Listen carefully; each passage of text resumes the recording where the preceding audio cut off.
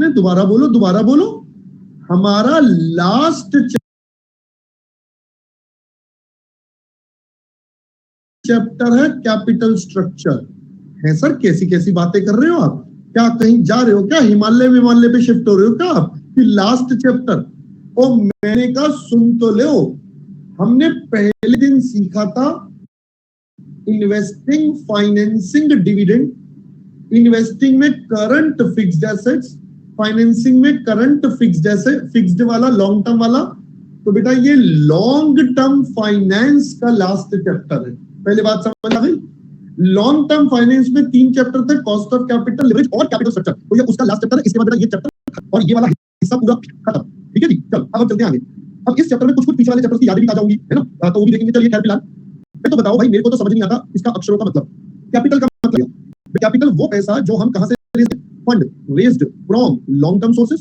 जितना long term sources raise करते हैं, डेट, इक्विटी, प्रेफरेंस, सब इसी कैटेगरी में आते हैं। और सर अच्छा सर ये क्या होता है स्ट्रक्चर? बेटा स्ट्रक्चर का मतलब बोल दो मिक्स। स्ट्रक्चर का उसकी बनावट, उसमें क्या क्या कैसे कैसे चीजें मिक्स हो रखी है। तो अब अगर मैं इन दोनों वर्ड्स को कंसोलिडेट करके पढ़ता हूं, क्या बन गया? मतलब ये चैप्टर सर हमें बताने वाला है what should be the optimum mix of capital. मतलब हमें कौन सा किस सोर्स से कितना कितना लेना चाहिए, हमारी कंपनी के लिए बेस्ट सिचुएशन क्या है, वो इस चैप्टर में पढ़ेंगे। पहले बेटा ये वाली बात समझ आ गई चैप्टर का मतलब क्या? हमने इक्विटी के बारे में पढ़ लिया, प्रेफरेंस पढ़ लिया, डेट पढ़ लिया, रिजर्व एंड सरप्लस पढ़ लिया। फिर हमने ये भी देख लिया किसकी वजह से बिजनेस में एडवांटेज या लिवरेज हमें मिलता है। तो अब फाइनली ये कि भाई कौन सा कितना कितना इस्तेमाल करें बिजनेस में, बेस्ट कॉम्बिनेशन। तो मैंने कहा आइए जरा देखते हैं। मैं अब इस चैप्टर की पहले थोड़ी सी ब्रीफिंग दे रहा हूं आपको, ठीक है ना? आइए जरा यहां पर समझते हैं। जैसा कि मैंने अभी आपको थोड़ी देर पहले बोला, बेटा ये चैप्टर हमारा 2 डिफरेंट पार्ट्स में डिस्ट्रीब्यूटेड है। एक पार्ट जिसे मैं बोलता हूं ईपीएस एनालिसिस, एक हिस्सा ये होता है, मैं इसको बोलता हूं ये है आजकल की अप्रोच, मॉडर्न अप्रोच। में आपको किसी प्रकार की दिक्कत नहीं होगी क्योंकि ये बिल्कुल प्रैक्टिकल है, ये बिल्कुल प्रैक्टिकल अप्रोच है। जबकि मैं दूसरी साइड चलूं तो बेटा मेरे पास आता है कैपिटल स्ट्रक्चर थ्योरीज। अब ये हो गई बेटा बाबा अकबर वाली, समझ गए? ये हो गई हमारे पुराने जमाने की। भाई ये सारी पुरानी थ्योरीज है। अब आप कहोगे सर ये जब पुरानी थ्योरीज है तो हमें पढ़ा क्यों रहे हैं? तो बेटा इसलिए पढ़ा रहे हैं, बेस तो आपको बनाना है ना पापा भी, तो इसीलिए हमें ये पढ़ना पड़ेगा। अब इसमें कौन कौन सी थ्योरी है? तो सबसे पहली आती है इसके अंदर इनकम। अब आपको लग रहा होगा ये हमें लल्लू इसके प्रैक्टिकल क्वेश्चन भी पेपर में आते हैं। हाँ थ्योरी भी कभी-कभी एक आध बार पूछ ली जाती है, बट मेन इसके प्रैक्टिकल क्वेश्चन पेपर में आते हैं। हाँ ये मत समझना ये कहानियां पढ़ेंगे इसके अंदर। हाँ कोई राजा रानी वाली कहानी नहीं है इसके अंदर। एक होती है बेटा नेट ऑपरेटिंग इनकम थ्योरी, फिर एक होती है हमारी ट्रेडिशनल थ्योरी, और सबसे लेटेस्ट जो हमारी थ्योरी है वो है हमारे एमएम भाई साहब। MM approach. एमएम का मतलब कौन है? बेटा एमएम में 2 बंदे हैं। एमएम में बेटा 2 लोग हैं, ये दोनों स्टूडेंट और टीचर थे। ये दोनों स्टूडेंट और टीचर थे, तो इनका नाम है मिलर एंड मोदिग्लियानी अप्रोच। तो मोदी जी की अप्रोच है यहाँ पर, है ना? या मोदी जी आ जाते हैं? चलिए मिलर एंड मोदिग्लियानी अप्रोच, तो that is the name of the approach, right? हाँ जी चलो अब पढ़ाई शुरू करें, पढ़ाई शुरू करें। चलो आओ, अब कॉन्सेप्ट पहले समझने की कोशिश करते हैं कि आखिरकार हमें करना क्या है, हमारा ये हम कैसे डिसाइड करें कि कौन सा पैसा कितना लगना चाहिए, राइट? तो मैंने कहा जरा ध्यान से सोचते हैं। मान लेते हैं ये कोई भी एक बिजनेस है, एनी ऑफ द बिजनेस ये हमारे पास है। अब बेटा बिजनेस के लिए आपको क्या करना पड़ेगा बताओ जल्दी से? बिजनेस के लिए इसमें इन्वेस्टमेंट करनी पड़ेगी, इन्वेस्टमेंट के लिए पैसा लाना पड़ेगा। पैसा कहां से आता है? सर सबसे पहले इसे आता है आपका डेट से भी आता है, आपका प्रेफरेंस से भी आता है। तो यानी कि इसमें आपने इक्विटी का पैसा लगाया, प्रेफरेंस शेयर कैपिटल लगाया, डेट लगाया, ये सारा पैसा बेटा इसमें इन्वेस्ट कर दिया। अब मुझे एक बात जरा सोच के बताना, थोड़ा दिमाग लगा के। बेटा पैसा जिस मर्जी का हो, मालिक मालिक कौन है? इक्विटी मालिक है। बहुत बढ़िया बहुत बढ़िया। तो बेटा जरा मैं सोचूं तो कहना इसे ये हमारे ओनर हो गए बेटा अल्टीमेटली।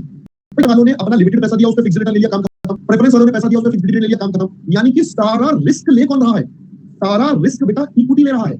तो अब बताओ as a board of director आपको कंपनी में डिसीजन मेकिंग करनी पड़ेगी। तो डिसीजन आप किसके बारे में सोच कर लोगे? Decision will be from point of view of, हमेशा बेटा डिसीजन आप इक्विटी के बारे में सोच विचार करके लोगे कि भाई ये जो इक्विटी वाला है ये आपका सही से काम करे।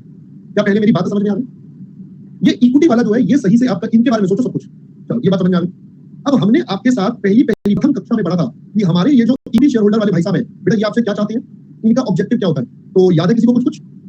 इनका ऑब्जेक्टिव क्या होता था? अब नलायकों सारे, इनका ऑब्जेक्टिव था वेल्थ मैक्सिमाइजेशन। बेटा इनका ऑब्जेक्टिव था वेल्थ मैक्सिमाइजेशन, राइट सर, बहुत बढ़िया। अब थोड़ा सा और बताना, हमने वेल्थ के 2 से बनाए थे। हमने कहा था एज अ वेल्थ और as a share holder you get money in the 2 forms. बेटा कौन कौन? एक हमारे पास इसके अंदर हेडिंग बन जाती है हमारा डिविडेंड, और दूसरा हमारा बन जाता है बेटा कैपिटल एप्रिसिएशन। कैसा लग रहा है अब आपको? ठीक हो सब? यहां तक की कहानी क्लियर है? ओके। अब इस टॉपिक पर मैं अभी 2 मिनट बाद दोबारा आऊंगा, इस टॉपिक पर मैं 2 मिनट बाद दोबारा आऊंगा, ठीक है? अब मैं आपको पहले एक टर्मिनोलॉजी समझा रहा हूं क्योंकि अभी इसके बाद शेयर मार्केट दिखाऊंगा तो वहां पर भी इसको दिखाऊंगा, तो आपको लिंकिंग समझ में आएगी सारी। तो पहले मैं टर्मिनोलॉजी समझाने जा रहा हूं। टर्मिनोलॉजी इज बेटा एक कांसेप्ट होता है जिसको हम बोलते हैं प्राइस अर्निंग रेशियो। प्यार से अपन इसको बोल देते हैं पीई रेशियो। अब इसका मतलब क्या है? प्राइस और अर्निंग का रेशियो। प्राइस बोले तो मार्केट प्राइस और अर्निंग बोले तो बेटा ईपीएस, प्राइस बोले तो मार्केट प्राइस, अर्निंग बोले तो ईपीएस, तो इन दोनों का जो रेशो हो गया वो पीई रेशो कहलाता है। अब सर इसका पर्पस क्या होता है? बेसिकली इसका पर्पस ये है कि मेरी अर्निंग कितने गुना पर बिक रही है मार्केट में, मेरी अर्निंग कितने टाइम्स मार्केट में बिक रही है। तो इससे कंपनी क्या करती है बेटा, कंपनी इससे फ्यूचर का थ्योरेटिकल प्राइस निकालती है। फ्यूचर थ्योरेटिकल प्राइस कैसे निकालेगी सर कंपनी? कंपनी कहेगी देखो भाई मैं ना अपना फ्यूचर का एस्टिमेटेड ईपीएस ले लेता हूं और मैं ये मान के चलता हूं कि PE ratio will remain same, तो मेरे पास एस्टिमेटेड मार्केट प्राइस आ जाएगा। क्या पहले बच्चा बात समझ आई? भाई कंपनी कहेगी ऐसा कुछ डिसीजन करेंगे कि हम ये वाला काम करते हैं, अब ये काम करने से मेरे ईपीएस पर क्या इम्पैक्ट वो लिवरेज से पता चल जाएगा। देखो इनकम स्टेटमेंट बनाने की जरूरत नहीं हो तो वो बना दो, वो बना लो, बट मेरे लिवरेज से निकल जाएगा ईपीएस पर क्या इम्पैक्ट आने वाला है, उसकी वजह से मेरे मार्केट प्राइस पर क्या इम्पैक्ट आएगा वो मेरे को पीई रेशो बता देगा। So that is the concept behind price earning ratio. So this indicates how much of the earnings at what times they are listed in the market. कैसा लग रहा है पहले ये कांसेप्ट समझ में आ गया पहले? चल तो अब क्या सर, आ गई वो घड़ी हमारी, अरे आ गई वो घड़ी सर, अरे वही घड़ी कौन सी वाली सर? शेयर मार्केट वाली। तो मैंने कहा तैयार हो दोस्तों, बोलो जी। एक मिनट रुक जाओ, आपके लिए मैं कुछ ना कुछ बढ़िया सी चीज कर रहा हूं, so just give me a moment. ठीक हो गया, सेट हो गया मामला बिल्कुल एकदम। मेरे को आपको कुछ नए तरीके से चीजें दिखानी थी तो मैंने कहा चलो दिखाता हूं। करें बेटा स्टार्ट। अब चलो पहले मेरा एक सवाल है आपसे, मेरे ना आपसे एक तो सवाल पूछो बोलो पूछो, गड़बड़ तो नहीं करोगे? बता दोगे मुझे, बता दोगे? एक मिनट रुको,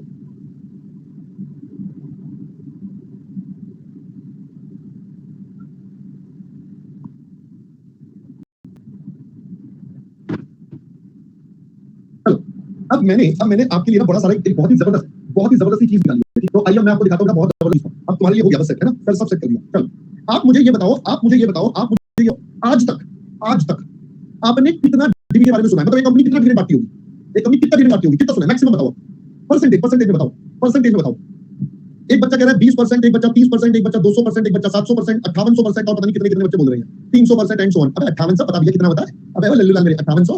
हाँ जरा सुनो बेटा, आपने ज्यादा से ज्यादा 2 डिजिट तक सुना होगा, about 2 digits। अब ध्यान से सुनो बेटा, there are 2 concept. One is known as dividend का रेट। जब डिविडेंड की रेट की बात करते हैं तो डिविडेंड का हमेशा किसके बेस पर निकलता है? फेस वैल्यू के बेस पर निकलता है। तो मतलब हम कहते हैं ये हो गया डिविडेंड का अमाउंट डिवाइडेड बाय इसकी फेस वैल्यू और परसेंटेज। एक कॉन्सेप्ट आता है डिविडेंड यील्ड। ये मतलब होता है बच्चा, इन्वेस्टर कहता है भाई देखो मैंने तो मार्केट प्राइस पर शेयर खरीदा, तो मुझे ये बताओ मार्केट प्राइस से मुझे कितना परसेंट डिविडेंड की फॉर्म में मिलेगा। तो ये निकलता है dividend share divided by market price पर शेयर। इसी तरीके से एक और कॉन्सेप्ट होता है जिसे हम बोलते हैं अर्निंग। वो होता है मार्केट प्राइस पर कितना परसेंट कमाया। क्या पहले दोस्तों बात समझ में आया? चल अब मैं चलता हूं बेटा, ये पीई रेशो नहीं है, ये बेटा पीई रेशो नहीं है, ये पीई रेशो नहीं है ना। चलो अब जरा मैं आपको आगे लेकर चलता हूं। मैं हो रहा हूं स्क्रीन से गायब। Now here I start the screen part. अब आपको बेटा दिख रहा होगा हमारा फिर से मनी कंट्रोल। मैं जूम कर देता हूं इसको, आ जाओ जूम। अब आपको दिख गया होगा बेटा मनी कंट्रोल, ठीक है जी। चलो कौन सा शेयर देखें? चलो रिलायंस के बारे में पहले देखते हैं, रिलायंस इंडस्ट्रीज का शेयर। अब जरा देखना बेटा यहाँ पर हमारा शेयर ये कैसा परफॉर्म कर रहा है। ये देखो जी, आज ये रहा 2628 पर, 34.80 कल से गिरावट आ गई, 1.31% आपका कम हो गया। ये सब बातें हमने आपके साथ पहले भी करी थी। आज जो मेन बात दिखानी है वो ये देखिए, आपको यहाँ पर इसका ईपीएस दिख रहा है सबसे पहले 89.73 का, दिस इज योर ईपीएस। और साथ में देखो इसका पीई रेशो भी दिख रहा है आपको 29.29 का। तो यानी कि मार्केट प्राइस और ईपीएस में रिश्ता। आप देखो मार्केट प्राइस कितना था बेटा 2628, जरा 2628 डिवाइडेड बाय दिस 89.73, आपका अप्रॉक्सीमेटली यही आ रहा होगा। चेक करके देखो बेटा, 2628 डिवाइडेड बाय 29.29, तो 83 वाला, तो बिल्कुल सेम आ रहा है बेटा। तो ये बन गया सबसे पहले आपका बेटा क्या, ये बन गया सबसे पहले आपका पीई रेशो का कांसेप्ट। आई होप पहले यहां तक की बात समझ में आ गई। फिर उसके साथ साथ है सेक्टर का PE ratio. Sector PE ratio मतलब ये जिस सेक्टर में कंपनी है, मतलब इसके जैसे और जो लोग हैं उनका क्या हिसाब किताब चलता है। सर हमें कैसे पता क्या हिसाब किताब चलता है? मैंने कहा वो भी हमारे पास तरीका है, वो भी बताते हैं। साथ साथ यहाँ पे आपको दिख रहा है डिविडेंड यील्ड। पहले देख लो बेटा क्या दिख रहा है आपको, यहाँ पर डिविडेंड यील्ड दिख रहा है, मतलब मार्केट के हिसाब से दे आर जस्ट डिस्ट्रीब्यूटिंग 0.3%। बताओ आपने सोचा डिविडेंड तो होगा बहुत ज्यादा, अबे ये क्या 0.3 है ना? पहले समझ में आया? बट रुको इतनी जल्दी इंटरप्रिटेशन में बताओ 0.3 किसका? 0.3 किसका सर? प्राइस का। ये बेटा यील्ड है। तो आप देखो प्राइस था 2628, करो जरा मल्टीप्लाई, 2628 इंटू 0.3% कितना हो गया बेटा 7.9। 7.9 10 रुपए का, देखो 7.9 10 रुपए के हिसाब से देखोगे तो 79% का डिविडेंड आ गया रिलायंस का। अब कैसा लगा आपको? अब समझ में आया? तो जो आप अकाउंट्स में आज तक पढ़ते थे वो डिविडेंड का रेट ये वाला होता था, बट अगर मैं इसको मार्केट प्राइस के हिसाब से देखूं तो भाई जितना भी पैसा लगेगा डिविडेंड की फॉर्म में सिर्फ 0.3 ही आएगा। कैसा लग रहा है अब? तो सर इसका मतलब डिविडेंड तो बहुत कम होता होगा। मैंने कहा रुको अब मैं आपको एक कंपनी का डेटा दिखाता हूं। लो जी, अब मैं यहाँ पर एक कंपनियां ढूंढते हैं ऐसी जिनका डिविडेंड का रेट है ना, डिविडेंड का रेट अगर हम देखें, डिविडेंड पे आउट कितने से ज्यादा कर दे। मान लेते हैं डिविडेंड का पे आउट हम लेते हैं बेटा 1000%। क्या करते हैं, क्या कोई ऐसी कंपनी है जो 1000% का डिविडेंड देती है? मतलब सोच रहे हो डिविडेंड रेट, यहाँ पर क्वेरी बदल देते हैं, डिविडेंड रेट है क्या आ रहा है क्या नहीं, चलो डिविडेंड पे आउट आ रहा है, dividend last year dividend pay out ratio, चलो ये देखते हैं एक बार पे आउट रेशियो चेक करते हैं पहले, क्या कोई ऐसी कंपनी है? ओ माय गॉड, जरा ये कंपनी देख लीजिए बेटा, जरा आप इस कंपनी को देखना, Vardhman acrylic, current market price 49, इसका पीई रेशियो इतना, डिविडेंड यील्ड 7.9 10 रुपए का देखो, 7.9 10 रुपए के हिसाब से देखोगे तो 79% का डिविडेंड आ गया रिलायंस का। अब कैसा लगा आपको?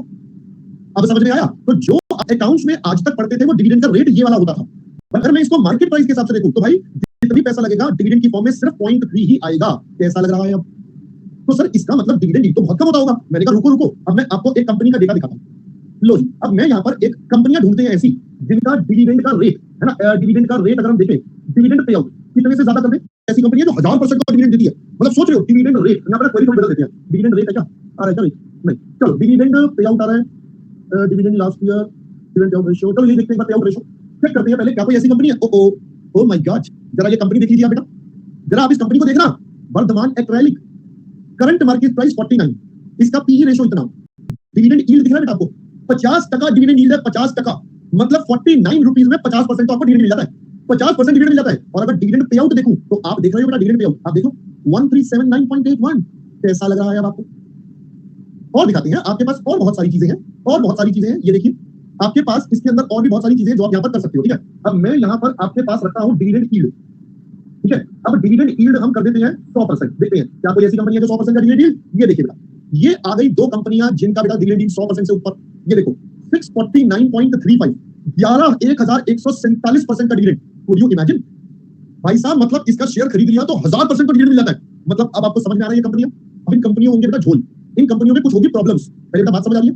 अब वो प्रॉब्लम क्या है वो आपको ढूंढना काम है, मैं क्यों बताऊंगा, सारी बातें मैं थोड़ी बताऊंगा, सारी बातें मैं थोड़ी बताऊंगा, है ना, तुम्हें सोच रहे हो सारी बातें सर बताइए, चल पकड़े। चलो अब हम चलते हैं बेटा किसके पास, एक और के पास। आपने ये वाली कंपनी सुनी है हीरो मोटोकॉर्प, बेटा हीरो होंडा, जिसका होंडा चला के मोटोकॉर्प बच गया, तो आइए जरा हीरो मोटोकॉर्प, ये देखिए हीरो मोटोकॉर्प का देखते हैं, आपको दिख रहा है बेटा आर, देखो पहले तो उसका पीई रेशियो देखो 22 है, पीई रेशियो बेटा 22 है, उसके बाद देखो रिटर्न ऑन कैपिटल एम्प्लॉयड दिख रहा है आपको, अभी आपको सिखाया था बेटा कैसे निकालते हैं, रिटर्न ऑन कैपिटल एम्प्लॉयड बोलो या आरओआई बोलो एक ही बात है, मतलब जो पैसा लगाते हैं उसमें 19.2% कमाते हैं, इक्विटी वालों के लिए हम 14.8 कमाते हैं। इसका डिविडेंड यील्ड देखो बेटा कितना, इसका डिविडेंड यील्ड देखो, अब आपको दिख रहा है बेटा, मैं इसमें एक काम करता हूं, इसका डिविडेंड पे आउट जोड़ देते हैं, तो दिख रहा है बेटा डिविडेंड पे आउट। अब एक काम करते हैं, मेरे साथ कैलकुलेशन करना, ठीक है, तैयार हो मेरे साथ कैलकुलेशन करने को, चलो मेरे साथ आपको दिखाते हैं इस कंपनी का, भाई साहब इस कंपनी का क्या हिसाब किताब है, अभी दिखाते हैं, देखो ध्यान से सुनना, 2 रुपए का शेयर है, फेस वैल्यू बेटा 2 रुपए है, अब ध्यान से सुनना, यील्ड बेटा किस पर लगता है, मार्केट प्राइस पर, मार्केट प्राइस है 2559, तो लिखो कैलकुलेटर में 2559 मल्टीप्लाई 3.47%, यानी कि इसका डिविडेंड हो गया लगभग 88.79, लगभग 88.79, ये कुछ भी ले लो, ये तो मार्केट प्राइस के बेस पर। अब फेस वैल्यू के बेस पर देखो, डिवाइडेड बाय 2 और परसेंटेज, भाई मेरे को तो पढ़ा नहीं जा रहा, जो 4439%, 4440% का डिविडेंड बांटा कंपनी ने। अब कोई बंदा ये सुन ले 4440% का बांटा, भाई साहब वो उठ के खड़ा हो जाएगा, अभी जाके कंपनी के जाके पहले तो ये शेयर खरीद लेगा वो, जबकि उस लल्लू लाल को ये नहीं पता भाई वो जो रेशियो है वो फेस वैल्यू पर है, मार्केट की टर्म्स में तो जस्ट 3.47 मेरे दोस्त।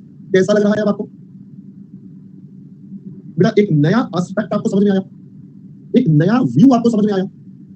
सर इस व्यू के हिसाब से, इस व्यू के हिसाब से अगर हम चले तो बेटा जरा ध्यान से सुनो, जरा ध्यान से सुनो, इस व्यू के हिसाब से क्या मैं ये बोल सकता हूं, क्या मैं ये बोल सकता हूं कि हमारा जो डिविडेंड है बेटा वो तो बहुत ही तुच्छ प्रकार की वैल्यू होती है।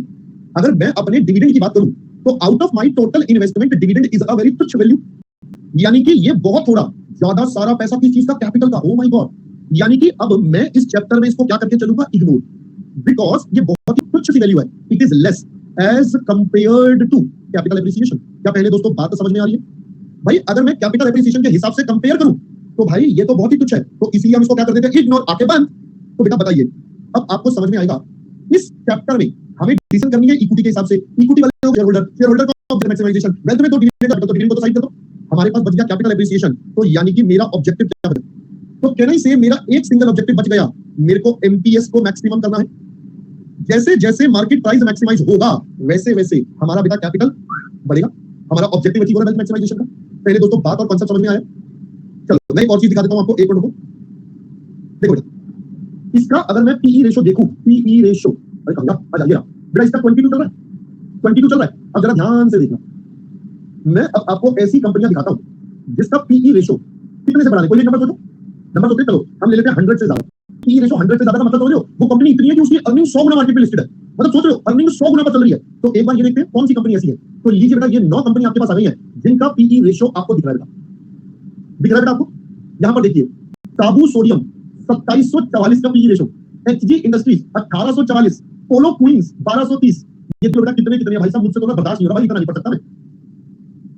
और मैं आपको दिखाता हूं ऐसी क्या बात है, हमारे पास तो बहुत सारे ऑप्शन है। लो डी मार्ट का देखो, देखो भाई डी मार्ट का प्राइस दिख रहा है 158 टाइम्स, 158 टाइम्स, समझ रहे हो, मतलब 158 गुना पर चल रहा है। तो बेटा अब बताओ कैसा लग रहा है, अब बताओ कैसा लग रहा है। जीवन में अत्यंत एक अलग ही लेवल का एहसास हो रहा है ना बेटा। ये है एफएम का प्रैक्टिकल। लोग पढ़ तो सब कुछ लेते हैं और पढ़ा भी देते हैं, बट इसको इंटरप्रेट कैसे करते हैं, यूज कैसे करते हैं, तब होता है जब आपको इसके कॉन्सेप्ट समझ में आते हैं। जब तक आप इन चीजों को समझोगे नहीं, तब तक बेटा कुछ भी नहीं होगा। बात समझ आई? ठीक है, चलिए अब आप पहले कॉपी कर लीजिए बेटा। मैंने ना आपको इंटरप्रिटेशंस बताए हैं, मैंने आपको सिर्फ इंटरप्रिटेशंस बताए हैं, मैंने आपको इंटरप्रिटेशंस अभी बता दिए। अब मैंने आपको ये नहीं बोला कि इसका क्या करना है, कैसे करना है, बहुत धीरे धीरे जब और आगे ग्रो करोगे तो सीखोगे, राइट। चलो एक काम करते हैं, स्लाइड्स का स्क्रीनशॉट ले लेते हैं। तो ये बेटा स्लाइड नंबर 1, ये आप कल कॉपी करके आना ताकि हम इसके आगे बात करेंगे। ये स्लाइड नंबर 1, ये स्लाइड नंबर 2 है बेटा, और ये हमारा स्लाइड नंबर 3 है। तो ये 3 स्लाइड्स हैं जो आपने कॉपी करनी है। These are the 3 slides, right. चलो अब मैं 1 मिनट में फटाफट से ये भी करनी है बेटा, पॉइंट नंबर 4, स्लाइड नंबर 4 ये भी करनी है। एक मिनट रुको, स्लाइड नंबर 4 आपको ये करनी है और स्लाइड नंबर 5 आपको ये भी करनी है। ये भी नीचे कर लेना कॉपी, ठीक है, स्टार मार्क करके। लो ये 1 नंबर स्लाइड, ये 1 नंबर स्लाइड बेटा, ये 2 नंबर, नंबर 3, नंबर 4, नंबर 5।